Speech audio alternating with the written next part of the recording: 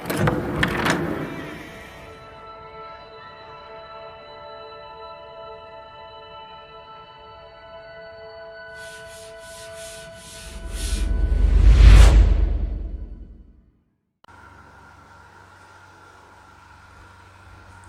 Everyone, once again very warm welcome in my video.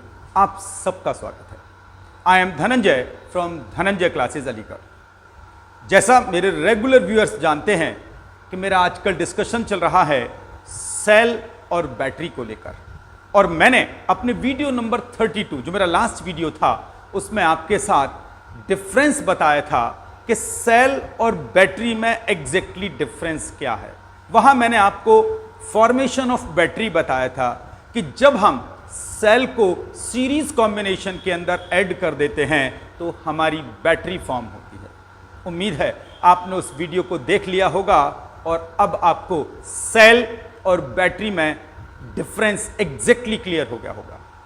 और उस video में मैंने आपसे कमिट किया था कि द क्लासिफिकेशन ऑफ सेल जो है वो मैं अपने आने वाले वीडियोज में कवर करूंगा।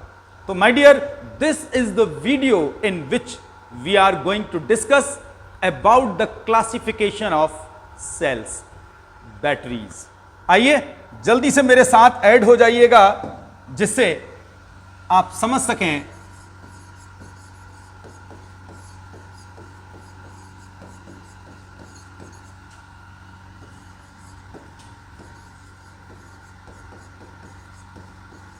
Classification of batteries. और पहले भी मैंने आपको हाईलाइट किया था सेल। नॉर्मली हम इसे सेल ही बोलते हैं इन साइंस लैंग्वेज, ठीक है माय डियर्स। तो जो मेरे हिंदी भाषी व्यूअर्स हैं वो कहेंगे सेल का वर्गीकरण। तो मैंने बताया था उस वीडियो में भी, अपने लास्ट वीडियो में, यदि आप लोगों ने मेरे साथ डिस्कस किया था तो मैंने सबसे पहले बताया था आपको प्राइमरी सेल, सेकेंडरी बताया था मैंने आपको सेकेंडरी सेल, और थर्ड बताया था मैंने आपको फ्यूल सेल के बारे में। और इनको हिंदी में कहते हैं प्राथमिक सेल,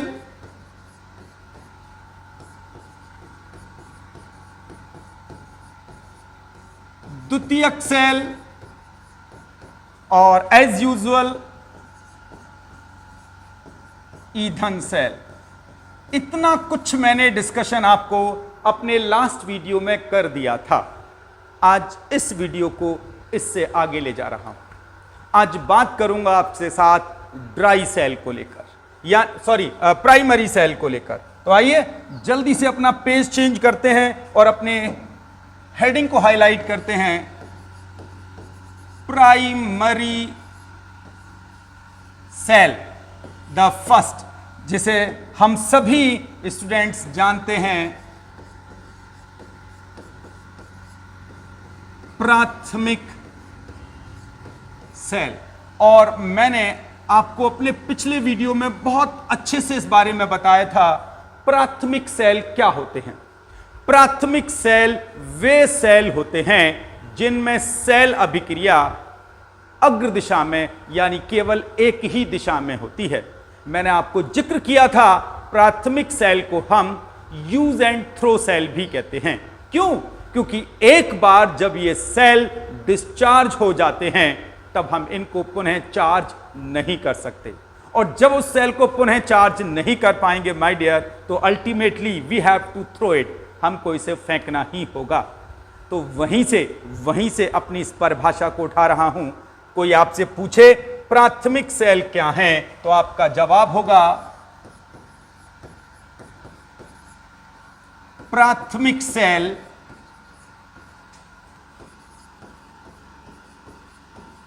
वे सेल होते हैं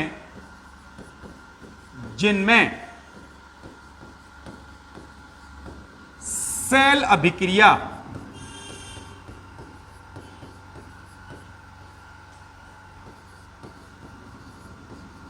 केवल एक दिशा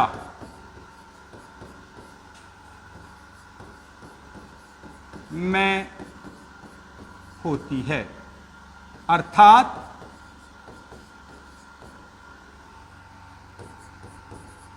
एक बार निरावेशित। इंग्लिश वाले व्यूअर्स परेशान हो गए होंगे, निरावेशित माने डिस्चार्ज।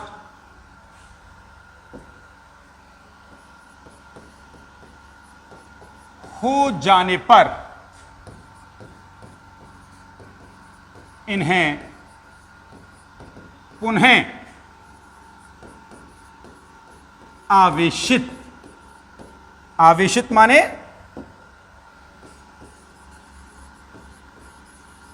चार्ज नहीं किया जा सकता है। उम्मीद करता हूं डेफिनेशन एकदम क्लियर होगी। और my dear, use and throw word इसीलिए हम इसे यूज करते हैं क्योंकि एक बार जब आप इसको यूज में ले आते हैं तो यूज करने के बाद अब आपको इसे थ्रो ही करना है।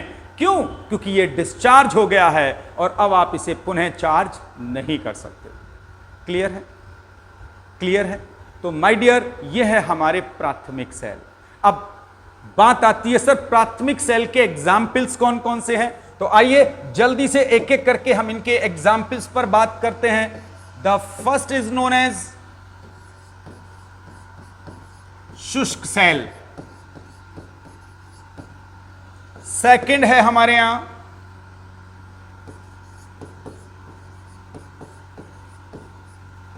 Lithium cell. थर्ड है हमारे यहां मरकरी सेल। फोर्थ है हमारे यहां एल्कलाइन सेल। और आखिरी एग्जाम्पल है सिल्वर ऑक्साइड सेल। अब जो मेरे इंग्लिश व्यूअर्स हैं वो थोड़ा सा नाराज हो गए होंगे, तो आइए उनको भी इस आर्टिकल को आसान करने के लिए dry cell, lithium cell,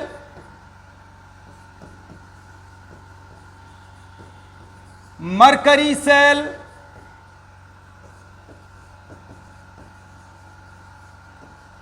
alkaline cell and the final silver oxide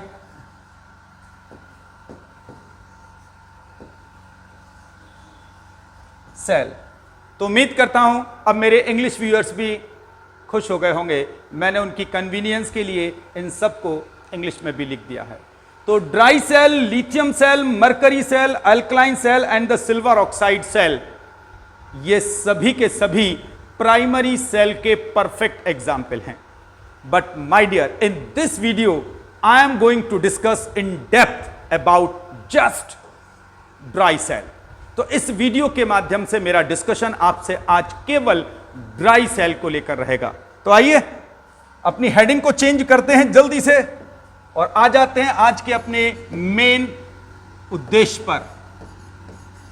dry cell, शुष्क सेल। इस सेल के नाम में ही माय डियर्स कई सारी इंफॉर्मेशंस छुपी हुई हैं। तो उन इंफॉर्मेशन में आगे जाऊं, पहले शुरुआत करते हैं कि आखिरकार सबसे पहले ड्राई सेल की खोज किसने की। तो उम्मीद करता हूं आप यहां मेरे जितने भी व्यूअर्स मुझे इस समय देख रहे हैं, इस नॉलेज को सुनने के बाद अच्छा सा फील करेंगे। यह घटना है माय डियर आज से लगभग मैं यूं कहूं 200 साल पुराने आसपास तो ठीक रहेगा, एक हमारे वैज्ञानिक हुआ करते थे जॉर्जस लेक्लांशे। मन करेगा सर कौन सा?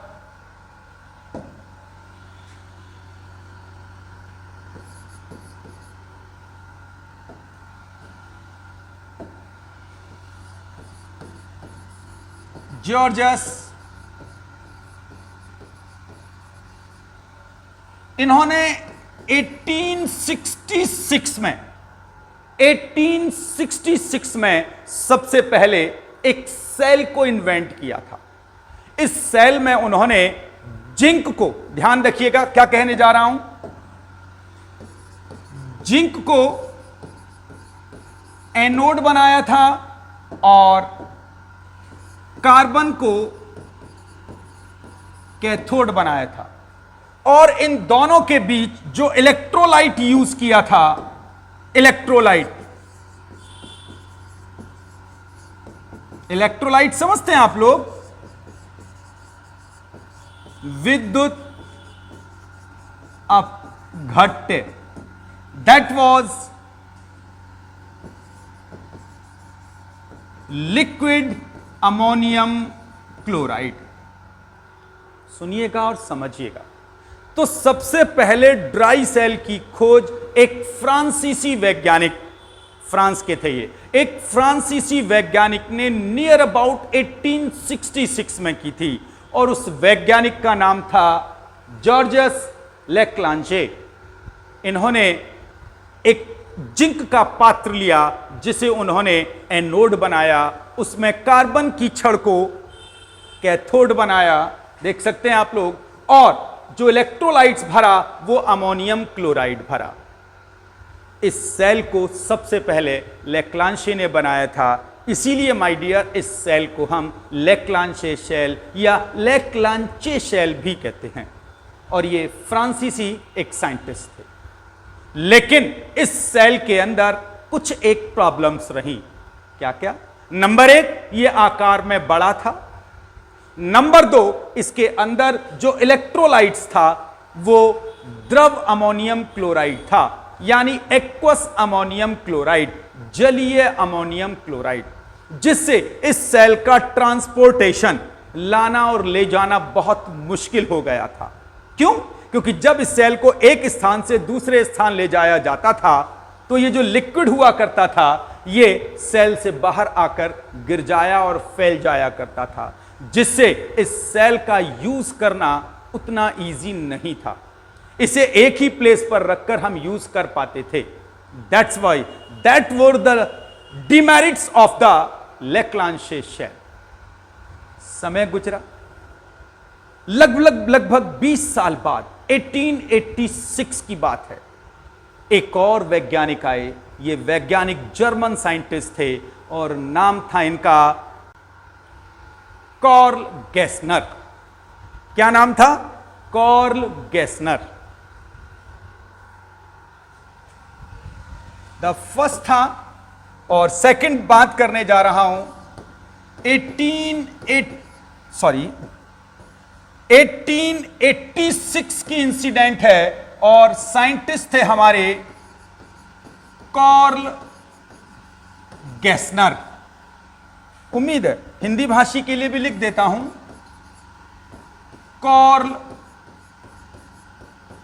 गेसनर। एक्चुअली में जो ड्राई सेल है उसकी खोज का श्रेय इन्हीं को जाता है, कार्ल गेसनर को। इन्होंने 1886 के अंदर इस सेल को इन्वेंट किया। उन्होंने बस थोड़ा सा बदलाव किया। उन्होंने भी अपने इस सेल में जिंक को एज यूजुअल एनोड बनाया, कार्बन को एज यूजुअल कैथोड बनाया माय डियर, लेकिन इलेक्ट्रोलाइट के रूप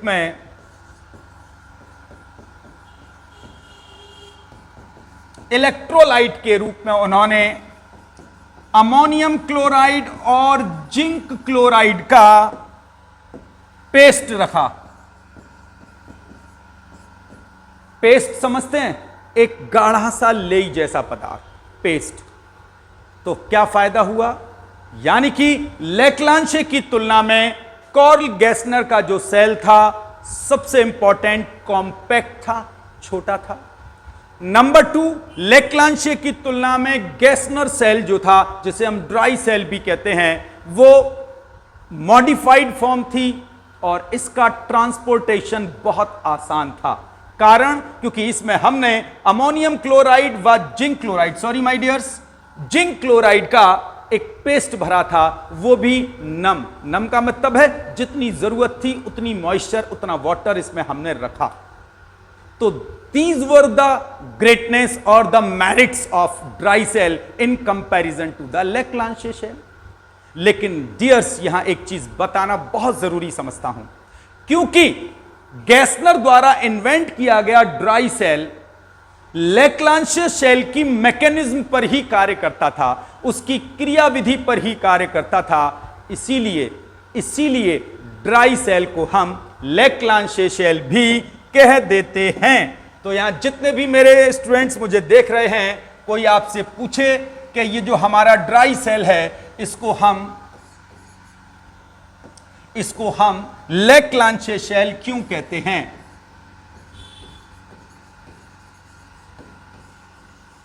तो आपका जवाब होगा ड्राई सेल एग्जैक्टली लेक्लांशे सेल की मैकेनिज्म पर ही कार्य करता है और लेक्लांशे सेल का अधिक कॉम्पैक्ट और मॉडिफाइड फॉर्म है। तो उम्मीद करता हूं यह हिस्ट्री आपको समझ में आ गई होगी। यह एक फ्रांसीसी साइंटिस्ट थे, जबकि यह एक जर्मन साइंटिस्ट थे। इन्होंने जब 1866 में इस सेल को इन्वेंट किया था, वो लिक्विड अमोनियम क्लोराइड को इलेक्ट्रोलाइट यानी विद्युत अपघट्य बनाया था, जो ट्रांसपोर्टेशन में बड़ा इनकन्वीनियंट था।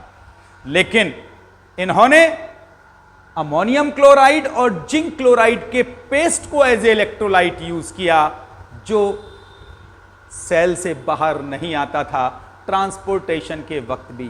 That's why it become more useful and comfortable. Is that clear my dear? तो ये भी क्लियर हो गई हमारी बात। अब बात आती है, सर आखिरकार हम इन ड्राई सेल का उपयोग अपनी लाइफ में करते कहां हैं? तो for your kind knowledge my dear, आपकी रिस्ट वॉच के अंदर यूज होता है, आपके कैलकुलेटर्स में यूज होता है, कई सारे जो बच्चों के खिलौने होते हैं, टॉयज होते हैं, उनमें यूज होता है, जो आपकी दीवार घड़ी है उसमें यूज होता है। तो lots of places you are using dry cell in your daily life my dear. तो ये तो सब बातें थी ड्राई सेल के इंट्रोडक्शन के रूप में। अब बात आती है, sir let us know what is dry cell exactly and what is its mechanism. तो आइए अब इस कहानी के बाद हम बात करते हैं ड्राई सेल कैसे बनता है और क्या होता है। यानी कि शुष्क सेल, और अभी मैंने आपको बताया इन शॉर्ट इसे हम लेक्लांशे सेल भी कह देते हैं। उम्मीद मेरे सारे व्यूअर्स अब इस बात को क्लियर कर चुके होंगे आखिरकार ये क्या है और क्यों इसे हम लेक्लांशे सेल भी कह देते हैं। फर्स्ट, जिस सेल की हम बात कर रहे हैं इसकी वोल्टेज रहती है माय डियर नियर अबाउट 1.25 से 1.5 वोल्ट। यह इसका वर्किंग वोल्ट रहता है। आइए जल्दी से इस सेल को डिजाइन कर लेते हैं और फिर आपके साथ आगे बढ़ता हूं। इसके अंदर हम एक जिंक का कंटेनर लेते हैं। मुझे सुनिएगा मेरे सारे फ्रेंड्स, मेरे सारे स्टूडेंट्स,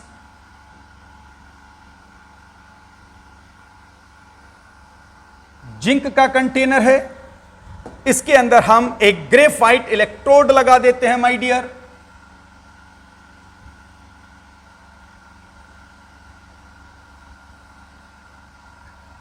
एक ग्रेफाइट इलेक्ट्रोड लगा दिया है। उम्मीद करता हूं डायग्राम क्लियर विजिबल है आप सबके लिए।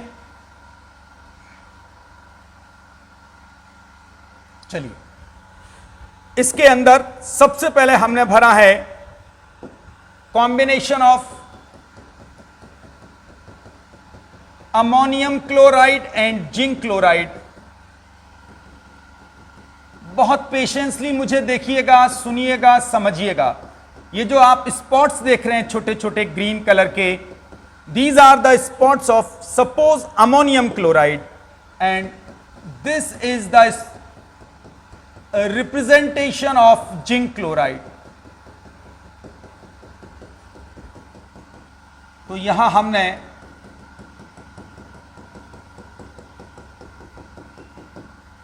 और इसके अंदर हमने भर दिया है, पेशेंसली मुझे मेरे सारे व्यूअर्स देखिएगा, ये जो आप पिंक कलर के स्पॉट्स देख रहे हैं ये मैग्नीज डाइऑक्साइड है और इसके साथ हमने कोक।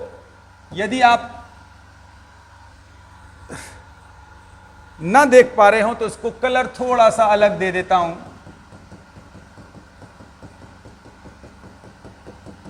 और आपकी कन्वीनियंस के लिए इसके बीच में एक डॉट डॉट लाइन ड्रॉ कर देता हूं जिससे आप इस जोन को डिफरेंशिएट कर पाएंगे जब आप मेरे डायग्राम को देख रहे होंगे। तो देखिएगा ये जो डॉट डॉट लाइन है ये मैंने इनको सेपरेट करने के लिए शो कर दी है। तो आइए जानते हैं कहां कहां हमने क्या क्या रख रखा है। जो आउटर फेस है, आउटर फेस माय डियर, यहां हमने रखा है अमोनियम क्लोराइड और जिंक क्लोराइड का पेस्ट। और जो इनर पार्ट है माय डियर, इनर पार्ट, यहां रखा है हमने MnO2 और कोक का वापस पेस्ट। और ये जो रेड कलर की आप लाइन देख रहे हैं ये है माय डियर हमारा ग्रेफाइट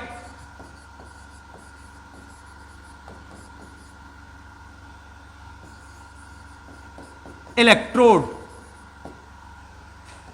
ये हमारा जिंक का कंटेनर है। यहां तक सब कुछ क्लियर है। अब इस सेल को हम सील कर देते हैं, इस सेल को क्लोज कर देते हैं by the help of wax और जिलेटिन। इसके फेस को क्लोज कर दिया है हमने यहां और इसके ऊपर हमने एक ब्रास की कैप लगा दी है। आपने देखा होगा, यदि कभी आपने अपने टॉर्च के सेल को गौर किया हो माय डियर, तो और नहीं किया हो तो आज थोड़ा सा गौर करिएगा तो आपको इसमें इस प्रकार एक ब्रास की कैप, ये कैप है माय डियर ब्रास की और हिंदी भाषी मेरे पीतल की कैप है, ठीक है। और यहां हमने क्या रख दिया है, ये वैक्स या जिलेटिन भी भर देते हैं। और इस जिंक के कंटेनर को हमने एक कार्डबोर्ड से रैप कर दिया है। पेशेंसली मुझे देखिएगा और सुनिएगा।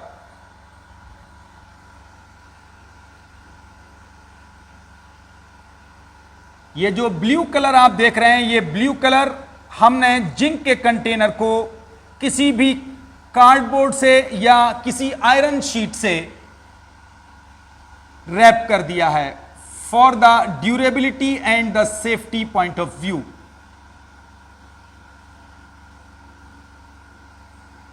उम्मीद है क्लियर हो गया होगा। आपने देखा होगा जो हमारा सेल होता है उसके ऊपर एक आयरन शीट कवर की हुई आती है जिस पर कंपनी अपना लोगो, अपना ब्रांडिंग कर देती है। इस प्रकार ये मेरा सेल तैयार है। यहां बताना चाहूंगा आपको अगेन, जिंक हमेशा एनोड का वर्क करती है और ये हमेशा कैथोड का। एनोड हमेशा याद रखिएगा नेगेटिव होता है इनमें और कैथोड पॉजिटिव होता है। अब ये सेल मेरा प्रिपेयर है। अब सवाल आती है, सर जब ये सेल वर्किंग में होता है, यूज अवस्था में होता है, हम जब इसका उपयोग कर रहे होते हैं तो इसके इलेक्ट्रोड्स पर कौन कौन सी क्रियाएं होती हैं? तो come with me on anode. Anode पर क्या होता है? जिंक आयन देता है और 2 इलेक्ट्रॉन। आप अच्छे से जानते हैं ये क्या है? ऑक्सीडेशन प्रोसेस है। सिमिलरली जब हम ऑन कैथोड यूज पर बात करते हैं तो कैथोड पर क्या होता है? ये जो इलेक्ट्रॉन थे माय डियर, ये इलेक्ट्रॉन आउटर सर्किट से होते हुए ब्रांस की कैप तक पहुंचते हैं और वहां जाकर कुछ ऐसे रिएक्शन हो जाती है। अमोनियम जो हमें अमोनियम क्लोराइड से मिला था, क्लियर हो रही है? मैग्नीज डाइऑक्साइड प्लस 2 इलेक्ट्रॉन जो हमें यहां से मिले, वो आपस में रिएक्ट करने के बाद ये बनाते हैं। गौर से मुझे देखिएगा, समझिएगा, और NH3 गैस रिलीज करते हैं माय डियर। उम्मीद करता हूं आपको क्लियर हो गया होगा। और कई राइटर्स इसकी जगह पर, क्लियर करिएगा मेरी बात, कुछ राइटर्स इतना ऐसे ना लिखकर इस रिएक्शन को ऐसे भी लिखते हैं, Mn2O3 प्लस 2NH3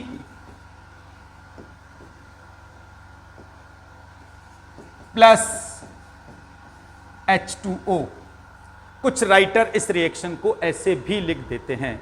और यहां क्या हो रहा है? ये Mn, यदि आप यहां गौर से देखें, Mn की ऑक्सीडेशन नंबर +4 है और यहां Mn की ऑक्सीडेशन नंबर +3 है। यहां जिंक का ऑक्सीडेशन 0 है, यहां जिंक का ऑक्सीडेशन +2 है। तो जब Mn +4 से +3 ऑक्सीडेशन में आ गया तो ये रिएक्शन पर, इस रिएक्शन पर कैथोड पर क्या हो रहा है माय डियर? रिडक्शन। मेरी बात समझ में आ गई? क्योंकि यहां Mn +4 से Mn +3 ऑक्सीडेशन स्टेट में आ गया। तो कैथोड पर, जैसा मैंने अपने पिछले वीडियोस में भी कई बार बताया है आपको, कि कैथोड पर हमेशा रिडक्शन होता है। क्लियर है? जबकि ये जो अमोनिया गैस रिलीज हो रही है, वो ammonia gas in zinc ion से Zn+2 से ये अमोनिया कंबाइंड हो जाती है और एक हमें कॉम्प्लेक्स आयन फॉर्म कर देती है। ये जिंक जो हमें एनोड से मिला और अमोनिया जो हमें कैथोड से रिलीज हुई, ये आपस में रिएक्ट कर जाते हैं। इस प्रकार जो जिंक आयन की कंसंट्रेशन बढ़ने लगी थी सेल के अंदर, वो अमोनिया द्वारा एब्जॉर्ब करके एक कॉम्प्लेक्स आयन बना दिया जाता है, जिससे जिंक आयन की कंसंट्रेशन कम हो जाती है और सेल का वोल्टेज विभव बढ़ जाता है। तो माय डियर, इस प्रकार हमें सेल से लगभग 1.25 से 1.5 वोल्ट के बीच का विभव यानी वोल्टेज गेन होने लगते हैं। और यहां एनोड पर जिंक आयन में ऑक्सीडाइज हो जाता है, जबकि Mn+4 Mn+3 में रिड्यूस हो जाता है। याद रखना पड़ेगा आपको माय डियर्स। क्लियर है? सो इस प्रकार ये मेरे शुष्क सेल की, ड्राई सेल की मैकेनिज्म थी। यहां एक और चीज आपको बताना चाहूंगा। कई बार हमने देखा होगा, जो मेरे व्यूअर्स इस समय मुझे देख और सुन रहे हैं, उन्होंने महसूस किया होगा कि वो मार्केट से कोई सेल परचेज करके लाए और वो सेल 2-3 महीने बाद ही खत्म हो गया, डिस्चार्ज हो गया, बेकार हो गया। और हम सोचते हैं ये वाली कंपनी का सेल अब हम भविष्य में नहीं लाएंगे। क्यों? क्योंकि ये तो 2-3 महीने के अंदर ही खराब हो गया, जबकि जो हमारा पिछला सेल था वो 8-9 महीने या शायद 1 साल तक चल गया था। तो माय डियर, मैं ये नहीं कहूंगा कि कौन सी कंपनी का सेल अच्छा है और कौन सी का बुरा, लेकिन एक साइंस लेक्चरर होने के नाते एक साइंस की नॉलेज जरूर आपको देना चाहूंगा। वो क्या? क्योंकि ये सेल एसिडिक कैरेक्टर का होता है। अब आप कहेंगे सर सेल एसिडिक कैरेक्टर का होता है? यस, इस सेल के अंदर अमोनियम क्लोराइड है। गौर से देखिएगा माय डियर्स, इस सेल में अमोनियम क्लोराइड है जो कि एसिडिक नेचर का होता है, अम्लीय प्रवृत्ति का होता है। यदि आप सेल इस्तेमाल नहीं भी करेंगे जिस डेट से बना है उस डेट के बाद, तो ये अमोनियम क्लोराइड इस जिंक के कंटेनर से, इस जिंक के पात्र से केमिकल रिएक्शन करके कोरोजन होने लगेगा, यानी जिंक का कोरोजन, संक्षारण होने लगेगा और धीरे धीरे करके जिंक का पात्र खत्म होना शुरू हो जाएगा। यही कारण है कि कई बार ये सेल यदि इस्तेमाल में ना लाया जाए तो रखा रखा ही खराब हो जाता है और फिर हम कंपनी पर ब्लेम करते हैं कि सर या मम्मी या जिसके भी आसपास बैठकर उसका डिस्कशन कर रहे हैं, इस बार तो ये सेल बेकार था और अब मैं इस कंपनी का सेल नहीं लाऊंगा। तो आगे से जब भी कभी आप सेल परचेज करें तो आप उसकी month of manufacturing, year of manufacturing जरूर चेक करिएगा। आपके परचेज के समय से ये मंथ ज्यादा पुराना, ये ईयर ज्यादा पुराना नहीं होना चाहिए। 1-2 महीने पुरानी यदि मंथ मैन्युफैक्चरिंग है तो आप इसे परचेज कर सकते हैं बहुत आसानी से। आप इस सेल को 8 से 10 महीने तक चला लेंगे। नहीं तो ये सेल यदि आपकी पुरानी मैन्युफैक्चरिंग मंथ है और अब आप इसे परचेज कर रहे हैं तो तय मानिएगा आने वाले समय में आप इसको ज्यादा लंबे समय तक उपयोग नहीं ला पाएंगे। क्यों? क्योंकि सेल की मैन्युफैक्चरिंग डेट से 1 ईयर तक ही इसकी लाइफ होती है। सपोज करिए यदि आज 2021 के मंथ ऑफ जुलाई के अंदर यदि ये सेल परचेज हुआ है और इसी महीने की मैन्युफैक्चरिंग है तो अगले साल के अगस्त तक, जुलाई तक आप इसको यूज कर पाएंगे। और यदि बना इस महीने है और आप इस ईयर के दिसंबर में इसे परचेज करेंगे तब भी इसकी लाइफ अगली साल की जुलाई अगस्त तक ही होगी। अर्थात परचेज करने से पहले इन सब बातों का ख्याल रखिएगा। केवल ड्राई सेल की थ्योरी याद करना ही ड्राई सेल को समझना नहीं है, इसकी वर्किंग, इसकी मैकेनिज्म को समझना और उसके अनुसार स्मार्ट परचेजिंग करना ही एक अच्छे साइंस स्टूडेंट की पहचान है। तो माय डियर, अपनी वाणी को यहीं विराम दूंगा। अगले वीडियो में फिर एक नए आर्टिकल के साथ आपके साथ फिर जोड़ूंगा। तब तक के लिए नमस्कार। Thank you very much for seeing this video.